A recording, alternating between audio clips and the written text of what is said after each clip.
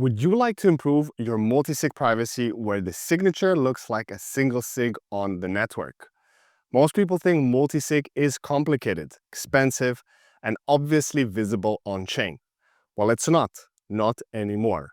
In this interview from Bitcoin Plus Plus in Taipei, I sit down with Nick from the Frostsnap team to break down how Frost protocol lets you get single sig looking privacy with multi-sig level security. Same fees, better privacy, zero complexity. If you care about real Bitcoin sovereignty and want your setup to be both private and simple, this one is for you. Let's dive in. Welcome back, guys, to the final episode of Bitcoin Plus Plus in Taipei with your host, Gigi. And on this episode, we will be covering one of the latest, and I would say probably one of the most innovative hardware wallet solutions to date. I have the pleasure of being joined by Nick from the Frostsnap team, all the way from down under Australia. I thought it would be a great advantage since you guys are here and the whole team's here, and you have the first actual finished items that are shipping for Christmas to have you on and to learn a little bit more about your solution and how you differ to others and how you enable multi-sig, which to most people seems very cumbersome and overcomplicated, but you kind of simplify that. Great to be with you, JJ. Yeah. Great to be with you. It's a great pleasure meeting you, and thank you for taking the time to come. Oh, my pleasure. For a quick chat. So Nick, let's hit it off with what are the main problems or risks that people face with current Bitcoin wallets when it comes to truly controlling their funds in a cold storage solution? Yeah, so at the moment, in the current paradigm of Bitcoin self-custody, I think a lot of Bitcoiners are still holding, quite a substantial amount of their life savings on a single signature hardware wallet. And they're usually keeping that hardware wallet at their house. And this is a massive problem for them because it makes them an extremely attractive target for criminals to, $5 wrench attacks, break into their house, threaten them to, send us all your Bitcoin or else. And so it's even getting to the point where some people are getting so afraid of this, they're saying, oh no, self-custody is too risky. I'm going to buy ETFs or things like this. And so, which is not what we want. No, not at all. Not at all. So yeah, at Frostnap, we're really trying to make multi-signature easy. That means you can no longer store your life savings in your house. So you can distribute your devices, and making spending takes some, you've got to go to a few different places to spend your money. So I think this is a good part to introduce the audience to what is Frost protocol. Because I'm like, Frostsnap, has that got something to do with Frost? I don't know what Frost is. So maybe like top level. Yeah, absolutely. So Frost is it's a different way of doing multi-sig. So at the moment, the way that most people do multi-sig on Bitcoin is using script multi-signature, which is it's essentially spending conditions in Bitcoin script. There'll be 3 keys, and you need to sign for maybe 2 of those keys to access the money. Frost, on the other hand, takes the multi-signature sort of off-chain, and instead of doing it in script, the multi-signature is done in mathematics. And so that actually has a bunch of really, really powerful downstream benefits. Let's go. Let's start knocking them off. So with Frost, you have a single public key. So instead of having multiple public keys in Bitcoin script, with Frost, you just have a single public key that's shared across the group of devices. This means it's very efficient for spending. So you have, for each time you spend a UTXO, you just have one signature for one public key. It's much better for privacy. No one can tell that you're using a multi-signature on chain. So just a single signature. Look like a single signature. You're not revealing to anyone what your security setup is every time you spend. And there are some other sort of advanced benefits of Frost because it's more mathematical. You can do exciting things like adding in new keys to the multi-sig, going from a 3 to maybe a 2 or 4, or without having to do the whole process over. Yeah, you can keep the same wallet, and you can actually change the signing set. You can add or remove keys. You can add or remove. Yes, amazing. Yeah. So you can rotate shares to sort of make them incompatible with one of the shares in your group. Amazing. You brought up the point shares, and I think this is a nice segue to break down how are the keys generated on your Frost cold storage. That's a great question. So we do what's called a distributed key generation protocol. And this is different to what you might be used to with other hardware wallets where most people trust the device to generate their seed phrase, to generate their private keys. And we're Bitcoiners, we don't want to trust these devices. So Verify. what that leads people to doing is doing like dice rolls and verifying the conversion from dice rolls to like seed words and so on. And We have something oh yeah, you got Bitcoin as well. We can even do entropy through bull Bitcoin card. nice. But yeah, at Frostsnap, we, as much as we love this stuff, we think like the user experience, we don't want everyone to be rolling dice and like Not for everyone. you want to get your friend into Bitcoin. You don't want to have like this insane set of instructions of don't trust, verify. So we run a distributed key generation protocol where every device, so with Frostsnap, you have multiple devices here, and you connect them in a daisy chain to your phone or your laptop, and each device in the key generation process will contribute entropy to the overall group private key, and that private key never lives on any one device. And if I understood correctly, sorry for jumping in, your phone also contributes to the randomness. Yes, which is the Sweet part. really awesome part. So even if, all the devices were backdoored or that we at Frostsnap were malicious, we couldn't still rig your private key because your phone or laptop will verifiably contribute entropy to the group private key. And what if my phone has been compromised? If it's just the phone, It's just the phone. it's fine. Yeah. The devices will So as long as one of the devices is not compromised, as long as one out of the many you have is honest. When you create the wallet, like if someone's acting maliciously, at the end of keygen, there's a security check code. And if someone's acting maliciously, that code will not match across the devices. Got it. And so that code is shown on the phone, shown on each device. And yeah, if someone's doing something dodgy, the code will be different. Nice. Follow-up question. So if I understood correctly, you need to have at least 3 different devices, and it's a 2 out of 3 multi-sig. Yeah. Fine. What happens if I lose one device? So each device has its own seed phrase backup, which is 25 words. And so if you lose one device, you can get another device and load those seed words into that other device. In the future, we would like to have it so a nice thing that you can do with Frost is you can actually repair a secret share or a key of one of the devices that you've lost. So if you've got 3, you lose one of them, you could actually use the other 2, the 2 out of 3, to regenerate that third key on a third device. And when you regenerate the key, you get the same key, or can it be another one? It could be another one. Yeah, So it can be the same one. You have the choice. Yeah, so you can either get the same key, or you could actually get another one. And that's the same idea behind the idea. You can go from a 2 of 3 to a 2 of 4. You can enroll more and more devices if you like. Nice. You can change that multi-sig.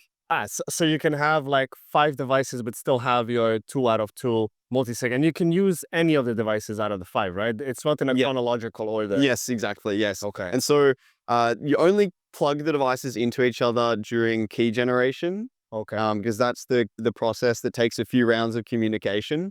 But when you're signing, so after key generation, you distribute your devices geographically.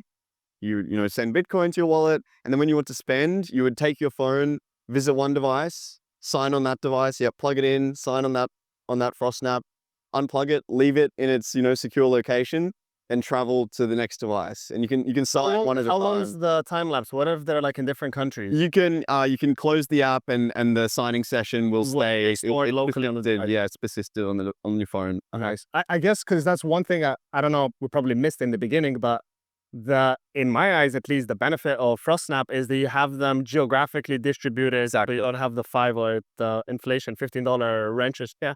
Exactly. What of your multi-sig signers are at home, but you have like one in one country, another one in another country, and the third one somewhere? Who knows? Exactly.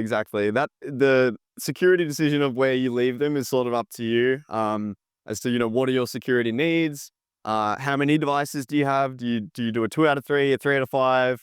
You can do a 10 out of 20. That was my follow-up question. If it has to be a 2 out of 3 or 2 out of 5, so you can do 3 out of. You can do whatever you like, and actually, because it's done in mathematics and not Bitcoin script, there's no there's no limit. There's no limit. There's no added cost of making a bigger multi. We're gonna have like a 5 out of 10. Absolutely. I don't know if We've done in 11 out of 21, I think it was, on devices plugged into a mobile phone. We've got a photo somewhere. we need a big table for that one. You do, yeah, you do. And so when you're doing key generation, yeah, you usually want to have the devices sitting flat so they're not, flexing on the on the USB ports.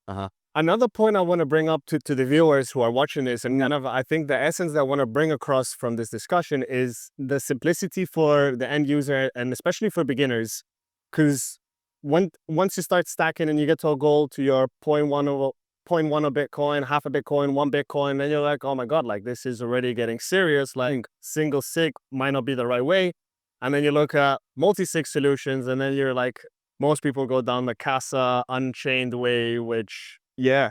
it's got its ups and downs. Yeah. This is not an episode to discuss those, but it's not the most sovereign way. Or then you have like the Lianas and Sparrow and everything. Yes. But then you need to store individual private keys for each one.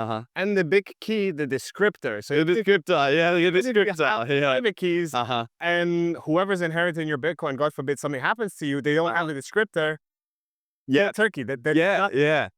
Yeah. So when I first when I first learned about that fact with script multisig, I was personally terrified. I was like, this thing is like, it's a bit dangerous. Like it's unintuitive that you need to back up that descriptor. And so it's something that we have to, with script multisig, is we have to continually educate people. And I think a lot of Bitcoin is probably going to get lost from people who don't back that up properly.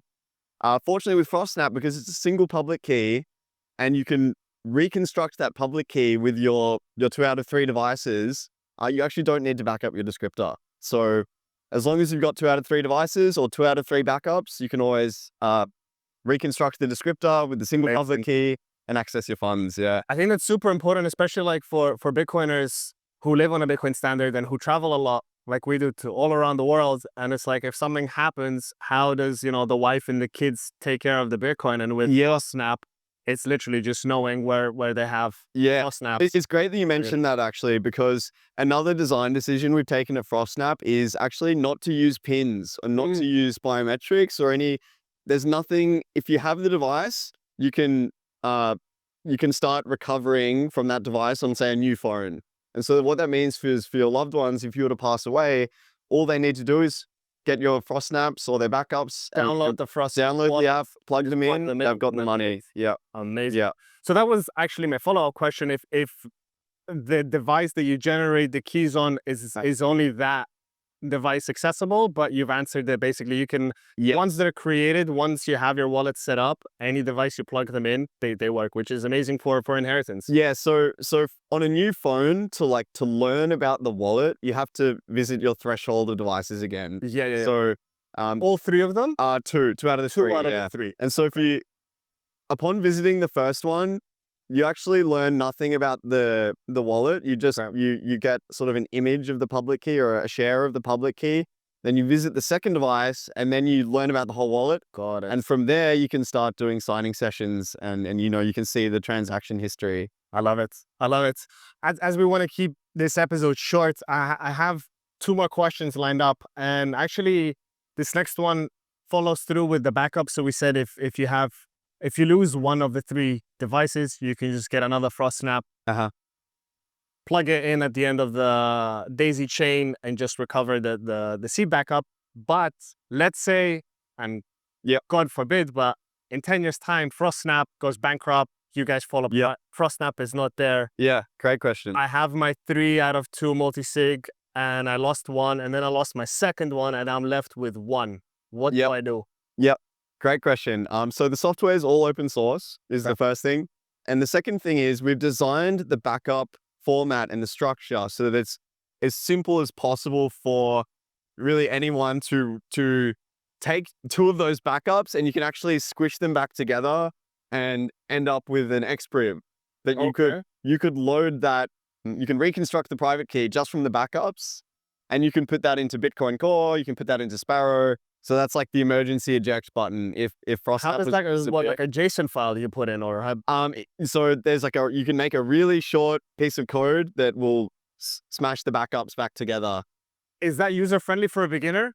No, it's Not at the moment. But you are working Like, we're going to make this, like, you know, super easy. as easy as plug it in the Snap. Yeah, and super available as well. Like, we'll upload it to a bunch of places. Eventually, we would like to get it into other software wallets. The fact that you could recover a Frost key from your backups without the Frostsnap app. Yeah. Amazing. Well, we'll see. Maybe with Bull Wallet, we'll do some integrations and some backup synergies for people that'd be awesome. that do their backups. That'd be awesome. Nick, looking ahead, how do you see the project like Frostsnap changing the average person's relationship to their money and understanding of true independent financial sovereignty? Yeah, great question. So yeah, the primary thing is just making Bitcoiners more really, you know, coercion and seizure resistant.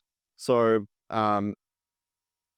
providing Bitcoiners with the tools to have the confidence to self-custody, you know, a substantial portion of their life savings or all their life savings in Bitcoin without being worried about, you know, wrench attacks, without being worried about device failure, without being worried about death. Exactly. Inheritance is a massive one for a lot of Bitcoiners. Like, and I think that's why a lot of people go to these collaborative custodians, is because they provide a sort of a reassurance. Yeah, reassurance and a path forward for inheritance. But I think a lot of Bitcoiners who are self-custodying, a lot of the time people are leaving sort of like these pretty crazy treasure trails for their loved ones, especially if you've got hardware wallets with pins, or if you've got BIP39 passphrases on top of your seed phrase. You've got to sort of, you know, You're rugging yourself, basically. You've got to leave this sort of treasure trail of instructions to them somehow in a way that's secure. And with Frostsnap, we're trying to get away from that and just, make things as simple for you to be confident in your Bitcoin security.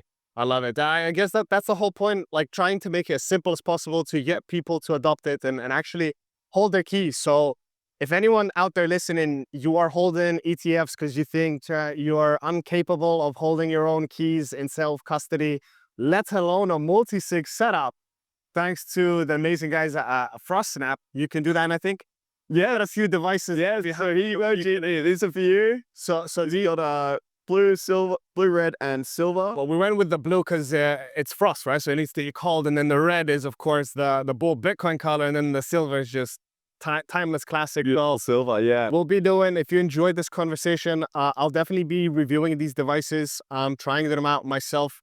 I think I'll probably be one of the first batch of people. Yeah, there's only like one review out there at the moment. Yeah. I'll second review from Gigi coming in January. But yeah, where can we send people that want to check out Frostsnap or their own device? Yep, frostsnap.com. So frostsnap.com, you can order devices now. We ship to pretty much every country. You can do local pickup if you meet us at a conference as well. Nice. And we only accept Bitcoin at the moment. So Bitcoin only. That's how it is. I think they're 150,000 sats. Yes, at the moment, 160,000 sats. That's correct. No fiat. I think you are probably the only hardware wallet manufacturer that only accept Bitcoin. It's peer-to-peer cash. It's the way. Yeah, you got to do it. Nick, what about yourself personally? You want to send people somewhere to follow you? Get in touch. UTXO Club on Twitter, on X, sorry. It's Twitter, don't worry. Yeah. Just Twitter. Or just utxo.club is the website. Perfect. Well, thanks a lot, Nick. Thanks very much, Gigi. It's a pleasure. A lot of fun. Love your work. Thank you, guys. If you really enjoyed this, please, the best way you can support it is by sharing and liking to push that algo, to get it out to as many eyeballs and people that really need top level and super easy self-custody setups. And do drop any comments of questions you may have. I'll be happy to answer, and I'm sure some of the team will also. I'll answer them too, yeah. But stay safe, stay sovereign. I hope you enjoyed and found this interview insightful. If you have, I would really appreciate it if you could drop a like and any questions you may have in the comment section down below. Also, make sure to subscribe to the channel, as next week I will be releasing my setup and personal review of the Frostsnap devices, which you won't want to miss. Make sure to visit frostsnap.com to learn more about this incredible device. And for those of you who want to dig deeper into self-custody with me, then my Become Unruggable service might be exactly what you are looking for. Reach out to me via the link in the description. Thanks for watching, and see you on the next one.